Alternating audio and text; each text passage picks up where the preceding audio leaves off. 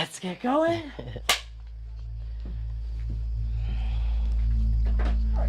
Debbie, if you could just tell me your name and a little bit about your background. All right, I'm Debbie Hewins. I'm 51 years old.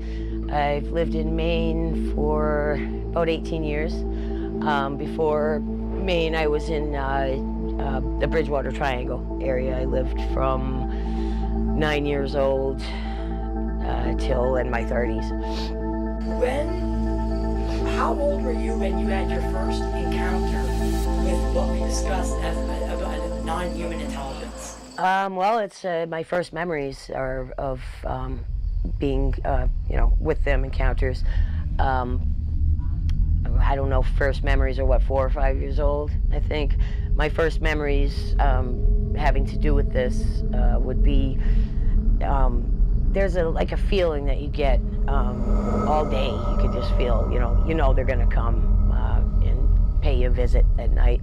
So I would get very anxious, and I would tell my parents that I was afraid to go to bed. The bald men were gonna get me. That's what I called them when I was little, for lack of any other term when you're a young child. Is it safe to say that your parents were chalking this up to, my daughter is just seeing, it's a bad nightmare? Yes. Were they dismissive? Yes, imagination. Yeah, they chalked it up to that. They'd say, yeah, it's just a bad dream, you're fine, go to bed, Mm-hmm. Okay. And so you don't really know what is happening at this point. You're very young. Yeah. Can you talk to me about why you moved to the Bridgewater Triangle? Because I know your experiences started before that. Yes. And I think they originate there and they start there. But what lured your family to the Bridgewater Triangle of all places? Well, my family is, my relatives, a lot of them are in Massachusetts. But the reason, why we, my father, we were established in Athens, Ohio. My dad worked at the college, and there was really no plans on moving. We were happy where we were. But I remember every Sunday when we were little, I was probably 8 and a half, 9 years old. But every Sunday would be a ritual with my father would get up and make us French toast. It was my favorite thing. So I'd get up and first thing that would hit my mind is French toast. So I would, I ran, I remember it's like, my father's very, a habitual person. I'd run out and he'd be on the couch reading his newspaper with his legs crossed, he'd see the paper, and I'd run in and say, Daddy, French toast, time to make French toast. And he'd get up all excited. So it turned, the average Sunday morning, I got up and ran out, and there he was sitting on the couch with his newspaper. And Daddy, make me French toast. And I'm jumping on the couch and pulling his arm, and he's not doing anything. He's just frozen, holding the newspaper, just completely frozen. Not blinking, nothing. I couldn't get any response. I was tapping the paper. Very confusing, very scary. I didn't know what to do. I mean, he had his eyes open. He looked awake. And so I just quietly sat down, and I figured he was really enthralled in something in the newspaper or something. So I sat down in front of him and started playing with my toys. And I don't know how long time passed, maybe 20 minutes, half hour, could have been more. But it kind of startled me. I'm on the floor just, involved in playing, and all of a sudden my dad gets up and, oh yeah, French toast. Like I just ran in there and said, Daddy, make French toast. It was like nothing. Yes. He just got up and like nothing happened. Almost like robotically. Yes. Where you stood up. Yep. And then he went in the kitchen and he started making French toast. And I guess my mother was in the kitchen, and my father told her, he's like, we're packing up, we're moving to Massachusetts because God told me to. My mother was confused. And the next week or so, we had a moving truck and we moved to Bridgewater, Massachusetts. So it's safe to say that your dad had some sort of experience. You saw that experience happen. You're having your own experiences, but you don't know quite what to make of them yet because you're so young. Yeah. And then God told me, Well, we have to move to the Bridgewater Triangle. That's what he told my mom. She was just as confused as anything. And that's exactly what we did. We just packed up and moved. And my sister, my twin sister, and I were 9 years old. And, you know, it's a hard age, you know, school age, to move, to get, you know, especially from a very rural country setting to... You're literally starting your life over. Yes, yeah, it's a huge culture shock. So when you get to Bridgewater, obviously you don't know there's this thing called the Bridgewater Triangle. No. But how was your childhood? What was your childhood like? And did these experiences continue to happen, evolve, change? Oh, they continued to happen. If anything, they intensified. When we did move to Bridgewater, it was a culture shock. My sister and I, you know, started rebelling, started getting in trouble in school, running away, stuff like that. And we were actually living in Bridgewater, Massachusetts. You know, we had the Hockomock Swamp pretty much like as our backyard, you know. But we weren't familiar with the Bridgewater Triangle at all. We moved, my parents, after a few years, let me see, how old were we? 12, 13. We were about 13 or 14 when my parents decided to move to Lakeville, which is still in the Triangle, yeah. And that's where we started, you know, my sister and I were 13, 14. We'd walk, you know, down the road and by ourselves. And back then it was a little different, you know, you could walk around with not worrying, but apparently no, because the wrong people kind of found us, and we got kind of roped into the wrong part of, you know, the dark side. It went very, very dark. We got involved in the Freetown activities with the satanic cults and witchcraft and everything like that. Now you know why I'm here. And you know what the story that I'm telling. Yes. If you're not comfortable with talking about something in detail, please say so. Okay. I do want to dive a little bit into the ongoings, and we don't have to, let's bypass some of the detail of, you know, we understand that you start hanging around a certain crowd. Mm-hmm. They bring you into the forest. Mm-hmm. Are you guys out there with the actual intent to summon some sort of dark magic? Yeah, that was... That was the goal? Yes, that was the goal. Did you partake in activities that, we don't have to get into the detail, that looking back on, you regret? Oh, yeah. And did some of those activities yield answers? I don't know. I mean, answers, now that I look at where I am now and then, I think I had to go through what I did to get to where I am right now. So maybe you had to see the dark. Yes. In order to know the light. Oh yeah, I had to go through the dark to get to the light. I mean, it's an ingenious plan. I mean, think about it. God planted his best secret soldiers. They planted us so far in the dark, we didn't even know who we are. You know? But, you know, we grew up in that. It's something that we had to experience, I think, just to be where we are now. So I want to talk a little bit about your friends. Mm-hmm. When they decide that they want you to go with them, can you walk me through what an experience like that is? Well, it depends. I mean, there's several ways. As I am now, I mean, before, it's been since December 10th, 2008 at 11:11 p.m. is when I had interactions with what I would call angelic races and they entered my life. They started manipulating. They told me they were going to start activating my dormant DNA in order for enlightenment and stuff. So when they started doing that, I started getting telepathic abilities. I was seeing spirits. I was seeing, all sorts of, you know, uh, things behind the veil that most people don't see. I started channeling different entities. I've got, I'm telepathic with, a lot of empathies. Entities. So there's different. If it's a there's so many different ET races that I communicate with. Sometimes there are new ones that I just meet, but usually, They're familiar faces. yes, yes. Can you describe? Are you seeing the archetypal gray alien? Are you seeing what we know as the Nordics? Oh, I see all sorts. The reptilians, grays, Nordics, the ones that look like insects, ones. Very smart, I hear. Yeah.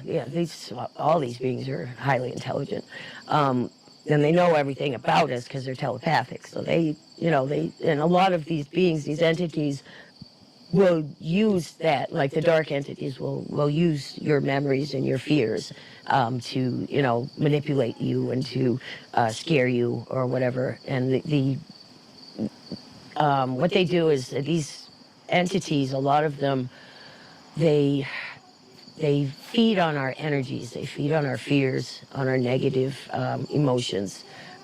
So they like to induce fear because they feed on it. So what I've learned to do is if I'm having a bad experience with a negative entity, you throw it love. They don't like that. I love you, man. They don't like that. They'll just leave it alone. So, but it's been spiritual battle for a long time. But since I was involved in the dark side of things, I know dark entities and I also know the light entities. So I'm able to communicate with both sides. I think I'm kind of like an ambassador, kind of in between. And that was my next question. Is there a concerted effort by, you say you've met and, let's say, spoken and engaged with multiple beings? Yes. Is there some sort of hierarchy? Is there high Eshed and multiple people of high-ranking military and, the equivalent of NASA in Israel? The chief of their space program said that there is some sort of galactic federation. Yes. Is that a real thing? Yes, it is. Yep. There's a lot going on up there. There's a lot going on. Do you think the Bridgewater Triangle, do you think that maybe you were brought there through your father, but this is some sort of multi-generational... Oh, I think so, yeah. And that you were meant to be in the Bridgewater Triangle because it amplifies... Oh, yeah, well, there's no doubt in my mind. There's no such thing as... Everything happens for a reason. Especially with this, it's the path that, that was chosen for us, or supposedly before we were born, we agreed to do whatever we come to do. And there's no getting out of it. I've tried haggling. Please, I don't want to do it anymore. But no, signed your contract. I agreed to this. I don't know why, but I hear that a lot. This sort of soul contract. Mm-hmm. Oh, it's real. Containers. And so there are people in this community that think that there's no such thing as a bad ET. You said that there is. Or are we dealing with legitimate angels and demons? Well, yeah. I didn't even believe in angels, Jesus, anything like that. I was more, I running around with the underworld stuff. But still, there's a part of me that really didn't believe. But when you meet them, I didn't believe them when they were telling me I'm standing there talking to an angel and they're saying we're angels. No, you're not. No, you're not. No, you're not. No, they are. There's no way you're here to see me. They're like, oh yeah, we're angels. And I'm telling you right now, I believe them now, all the way.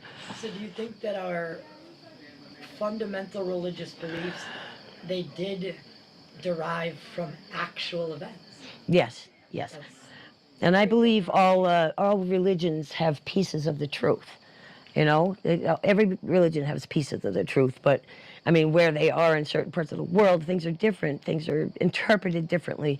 There's different gods everywhere. There's different beings and deities. I mean, these are all, they're not myths. Greek mythology is not mythology. The anything like that. Egyptian mythology, that's not mythology. This is, history. They're not going to. I mean, look at all the statues and the monoliths dedicated. You think they're going to do that to a story, to a myth? No, these are real deities that they're not myth. They're real. Well, okay, so in the Bridgewater Triangle, when you're living there, can you talk about how frequent your activity became? And were you balancing that out with also rebelling? Yes. I believe, yeah. I tried to run from, stuff. I got into some bad habits, alcohol and just running with the wrong crowds, obviously. If I'm running around the Freetown Forest, But, trying to run from this, I did, and running from it didn't work. So my sister and I finally got to the point, it took moving to Maine, and one of the beings, one of the angelic beings, came to my sister and told her that we were going to start the support group and we're going to call it Starborn Support. And the next day we're up and running. So, well, I mean, she's just like me. We've gone through it together. That's another thing. Most people, I'm blessed to have a twin sister that I go through things with, because I can't imagine ever having to go through this alone.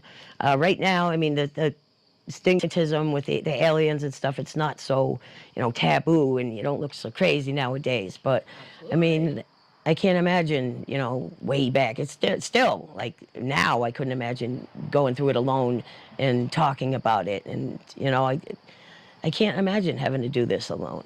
I don't know how people do it. That's why we started the support group. I think what you guys have done is amazing. It's truly amazing. Thank you. Because you've had this rough childhood that brought you to some weird places, but ultimately led you to helping others, and spreading this information. Yeah. I gotta ask, if these beings exist, why not come say hello to everybody? Because everybody's not ready, spiritually, especially. There's a process. I mean, I've asked the beings when they were first, activated my dormant DNAs and stuff. I asked them, why haven't you waken me up all at once? Why don't you just do it? It was like, we can't. We do that, your eyes are gonna pop out of your head. Here I am laughing, thinking he was joking, but I've got to the point where some of the pressure in my head is like, you feel like your eyes are gonna be popping out of your head.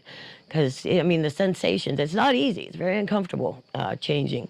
They've told me that I'm a hybrid, and that's, they're activating hybrid DNA. So apparently I'm not all human. So it's like what Whitley Strieber talks about as being brought out of the time stream, because time it's not an effect. It's not. Yeah, time doesn't exist. This time is in 3D, 3D So effect, yeah. when you get pulled out of that, you start to freak out, and it's very uncomfortable at first. Oh yeah, I mean, everything is it's a foreign thing, and just being in the presence of some of these beings, the energies are just so intense. Most people would just go insane. They would. They're just, right now, it's what's going on is like people like me are here to help usher in. I mean, they're here. Obviously there's a lot going on with this world right now. The world's falling apart, and if somebody doesn't intervene, we're in trouble. And I do believe that this is a global intervention, and they're doing it in steps. So, but right now, I mean, the steps are, it's going faster and faster. So whatever's going to happen is going to happen pretty quick. Global intervention. Mm-hmm. I like that. Pretty much. Yeah. The kids are found in matches. We got to do something. Right? And we know. So we know that there's a connection between our visitors, let's call them, because there's many, in our nuclear technology. Oh, yeah. Right? It's clear to me that they are keeping an eye on, like you said, the kid with the match, right? They haven't intervened thus far. They Well, didn't stop us from the bombing Hiroshima and Nagasaki. You can make the case that we needed to do that to stop Hitler, yeah. right? But have they intervened? Oh, yeah. Yeah, they've intervened. They've stopped several bombs. Also, if you notice, when the atom bombs were going off, this is when the sightings really started. When Roswell, this is all it's all in the sections, because when we set off the atom bombs, it doesn't just affect our dimension. It goes to a ripple effect, and it affects other dimensions. It's affecting other realms. So what if we're killing millions that we don't even know about? Exactly. Just testing. Yes. Yes. Right? We have no idea what we're playing with. This energy is not for children. And the creator of the bomb quoted an Egyptian mythos: "I have become death, the destroyer of worlds." Yes. Right? Yeah. So he knew that he just unleashed the potential end of the world. Yeah. Right? Yeah. And we didn't know when we set that first one off what it was really going to do. Yeah. We don't know what it actually did. And still we're playing with it. And now we're pointing it at each other. It's idiots. It's a primitive notion, and if we continue to rely on it, then we're doomed. Oh, yeah. And do you think that these beings are maybe kind of seeing if we're ready? Can they make the right decision? Well, I think that's part of it. Another part of it is there's a lot of people like me waking up and getting just changing. We are here because we're like beacons. When we activate, when our energies activate, it sounds like a light or something, and it activates grids. And we're here activating the whole world. And when there's a certain amount of enlightened individuals like me all over the planet, it's going to do like a jump start, and everybody's going to get started in evolution. Right. So. And I think that the next phase of evolution is obviously not physical, because we are the pinnacle of our world. Oh, yeah. We Yeah. manipulate it. It's spiritual, definitely. It's going to be spiritual. Mm-hmm. Are you glad that you lived in the Bridgewater Triangle? Yeah. Yeah. Yeah? Why? Because it weird stuff. Because it made me who I am. I think it helped. I have relationships with non-human entities, more relationships than I do with regular humans, and a lot of them are darker beings, but it's just what they are and who they are, they can't, like the dark beings feeding on these different energies, they can't help that they eat this kind, it's just who they are. Right. So even looking at it from a human standpoint kind of wouldn't help us, because neutral, right, or indifferent could look malicious to us. Yeah. Right? That's the benevolent beings too are here now. If you want to say, it's Revelations. It's biblical. There's a spiritual war going on, and it's for, if you notice, humanity is just going batshit crazy everywhere. It's like the war going on, the good versus evil. They're using us kind of like pawns in a chessboard. And we do have free will. We're free to choose. And the benevolent beings, they cannot intervene unless you give them permission. If you need angelic assistance or, assistance from a higher benevolent being, you need to give them permission to come and help and intervene. With the the malevolent ones, they just come and, take you, do what they want. They don't take free will. They're free will to do what they want with us, And at this point, the benevolent ones they've had it. This is what's going on planet Earth right now has never happened, ever, in the multiverse. Right now, the whole multiverse, just watching us. We're the best show on in the universe, you know. That's why there's so much, you know, going on around this planet. Right. Because what's going on, I mean, it's going to be huge, you know. I was told in Salem that my story ended in Bridgewater. Huh. And Bridgewater brought me to you. I think what you said about this path being laid is very true. But, and that's just a side note, but I have to ask, do you think that the land itself in Bridgewater, in Salem, in other places, other hot spots where their convergence of phenomena are, do you think that if Earth if Earth is a living creature in itself, is it holding some sort of resonance of what we do? Oh, yeah. Yeah, and plus, I mean, these spirits of all the deaths, like the Bridgewater Triangle, you know, it's due to the King Philip's Wars and all the wampum belt that was taken. You know, there is that wampum belt needs to come back in order to heal the land. Right, I think. the chief medicine. So we're heading off deep into the swamp. And Jess is over there with the spirit box.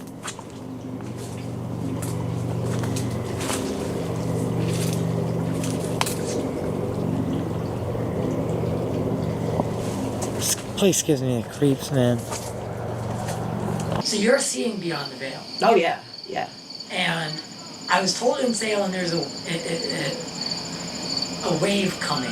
Mm-hmm. You kind of off camera made a remark about that. So there is a wave of information coming, you're saying? Oh yeah. So something It's already except started. within our lifetime. Yes.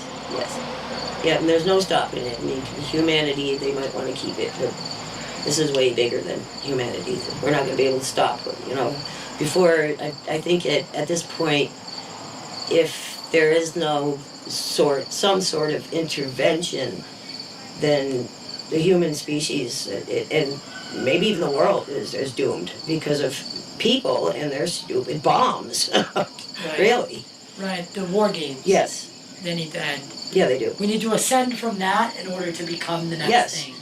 Yeah, Right. we've like you said, we've evolved, you know, physically as much. Right now we need to evolve spiritually. And that's a big thing. If we don't, we need that. Right now this is a spiritual realm and it's opening. The veils are thinning around with this. We're getting launched into higher dimensions. So, like it or not, I mean, you gotta evolve and just ride the wave, or people aren't gonna make it, you know? Right. Do you think that do you think the people that are scared, or you know what? Strike that. I'm sorry. People like you that are hybrids or have this connection. Do you think that maybe you were shown and then are going to help usher in this new Yes. reality? Oh yeah, if you will? that's yeah. Like you'll help Yep. because you've had experience. Now people will turn to you. Instead of saying you're crazy, they're going to be saying with their hands out, help me. And we're gonna try so hard not saying, I told you so, you know, that's we're always saying that, but no, yeah, that's what we're here for.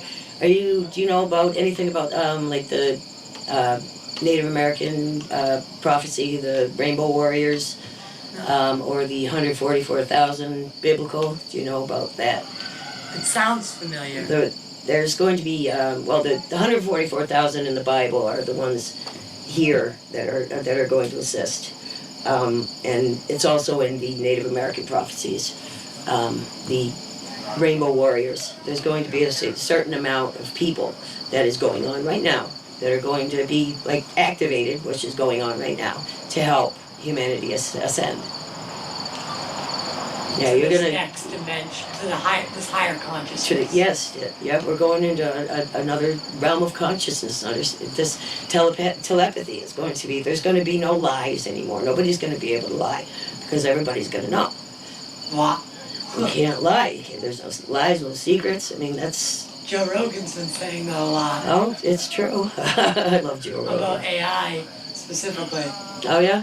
Like, about Neuralink and Elon Musk. Is he says that he keeps, it's very common on the show, he always talks about it now, in the next couple of years, like, we're not going to be able to lie to each other. Exactly, it's true. That's so crazy that he said that. And it's going to be a wonderful thing. So, these cryptid creatures, they all exist. Yes. We've had an experience right here with Dogman. Me and Jamie, the girl over there, we've had Dogman encounters. Right back there. Yep, Bigfoot. We've had Bigfoot sightings. We had at one of our Really? experiencers gatherings that we've had in on Thompson Lake. We had invisible beings crash our party. They just came down. They hung out for hours. There was about 7 or 8 of us left because the gathering was pretty much ending. It was in the middle of the daytime when they crashed the party. We were barbecuing, and next thing you know, we're hearing snaps in the forest. We look, and the top of a tree is getting snapped in half, like something landed on it. We couldn't see, and the top of the tree came down in stages, and then you could see it was like watching a National Geographic special or something with a bunch of monkeys jumping through the trees, but just you couldn't see the monkeys. Just edit the monkeys out. You could see the branches move. You could see where they're landing. It was incredible, and there was multiple witnesses. It was one of the most incredible things that ever happened. Well, Debbie, thank you so much for your time and your No problem. testimony. I think we'll be hearing a lot more from you. This is just from my side. Yeah. Thank you so much for doing this. And if you had any advice to give the next generation or the people that maybe still have their heads buried in the sand and won't take them up, what would that advice be? Love is the answer. I feel like such a hippie saying that, but unconditional, non-judgmental love, non-prejudiced love is the answer. That's it. It's universal. It's the law of the universe. And if you can project that love and understanding even onto the nastiest being you could ever encounter, then you're safe. It's amazing. When I first figured that out, that love was the answer, and I was getting brutally attacked by a negative being. And I turned around and I said, I'm sorry. I forgive you. I said, I didn't say sorry. And I forgive you. I love you. When I got out of it, I'm like, oh my God, I feel like such a hippie. Love is the answer. I ran around like that. Love is the answer. But it's true. It is. It's the best weapon. It's the only weapon that we have against this. Love. Mm-hmm. Right. It's the only emotion that will transcend time, space, and everything. Yeah, that's it. There's no weapon that we have that could. What's coming? There's no way to fight this except for love. That's it. Thank you. Yes, no problem.